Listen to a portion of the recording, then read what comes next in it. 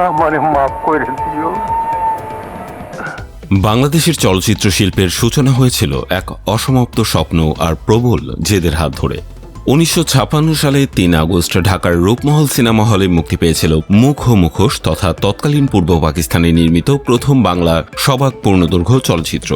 তৎকালীন পূর্ব পাকিস্তানের গভর্নর শেরে বাংলা একে ফজলুল হক সিনেমাটি উদ্বোধন করেন। আজকের দিনে দাঁড়িয়ে যখন আমরা ঢালিউডের 7 দশকের পথ চলা ফিরে দেখি, তখন স্পষ্ট হয় যে এটি কেবল একটি সিনেমা মুক্তির গল্প নয়, এটি প্রতিকূলতার বিরুদ্ধে লড়াই করে একটি আস্ত শিল্পের ভিত্তিপ্রস্তর স্থাপনের ইতিহাস। 1947 সালে দেশভাগের পর এ অঞ্চলে নিজস্ব কোনো চলচ্চিত্র শিল্প ছিল না। সিনেমা হলগুলোতে চলত কলকাতার বাংলা, পাকিস্তানের উর্দু কিংবা হলিউডের ছবি। পরিস্থিতি বদলে যায় 1953 সালে, যখন এক সভায় এক অবাঙালি হল মালিক দাবি করেন এ দেশের স্যাঁতস্যাঁতে আবহাওয়ায় সিনেমা বানানো অসম্ভব। এই অপমান সহ্য করতে পারেননি নাট্যকর্মী আব্দুল জব্বার খান। তিনি তাৎক্ষণিক চ্যালেঞ্জ ছুড়ে দেন যে এই দেশেই পূর্ণাঙ্গ বাংলা চলচ্চিত্র নির্মিত হবে। ক্যামেরা, স্টুডিও কিংবা ল্যাবের কোনো সুবিধা না থাকা সত্ত্বেও তিনি নিজের লেখা ডাকাত নাটককে চিত্রনাট্যের রূপ দিয়ে তিনি নেমে পড়েন চলচ্চিত্র নির্মাণে। বাধার পাহাড় ঠেলে শুরু হয় মুখ ও মুখোশের যাত্রা। কলকাতা থেকে মরিচা ধরা পুরনো একটি আইমো ক্যামেরা এবং একটি সাধারণ ফিলিপস টেপ রেকর্ডার কিনে আনা হয়। নারী অভিনয় শিল্পীদের পাওয়ার সংকট কাটাতে পত্রিকায় বিজ্ঞাপন দিতে হয়েছিল, যার মাধ্যমে ঢাকা বিশ্ববিদ্যালয়ের ছাত্রী জহরতারা এবং ইডেন কলেজের পিয়ারি বেগম অর্থাৎ নাজমা এবং কলকাতার পূর্ণিমা সেনগুপ্ত যুক্ত হন। কলাকুশলীদের অনেকেই বিনা পারিশ্রমিকে কেবল নতুন ইতিহাস গড়ার টানেই কাজ করেছিলেন। বুড়িগঙ্গার তীর, তেজগাঁওয়ের জঙ্গল আর লালমাটিয়ার ধান খেতে চলে শুটিং। ঢাকায় ল্যাব না থাকায় লাহোরের শাহনুর স্টুডিওতে নিয়ে তৈরি করা হয় নেগেটিভ ও প্রিন্ট।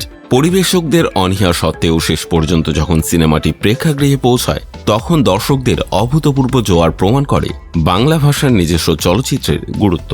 সমর দাসের সঙ্গীত এবং আব্দুল আলিমের কণ্ঠে গান সমৃদ্ধ এই ছবি ঢালিউডকে দিয়েছিল আত্মপরিচয়।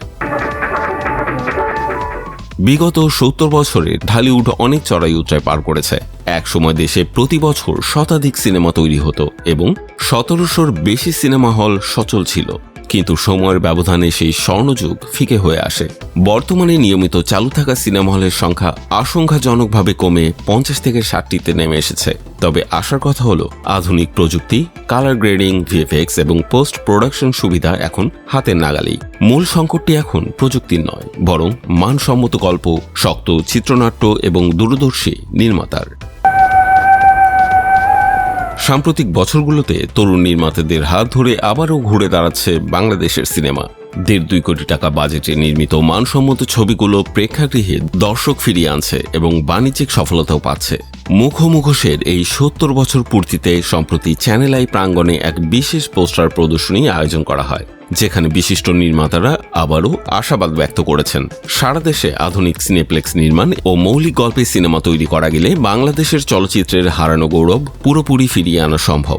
আব্দুল জব্বার খানের সেই অদম্য সাহসে এদেশের চলচ্চিত্রের জন্ম হয়েছিল। সেই একই সাহসে ভর করে ঢালিউড এগিয়ে যাবে আগামী দিনে।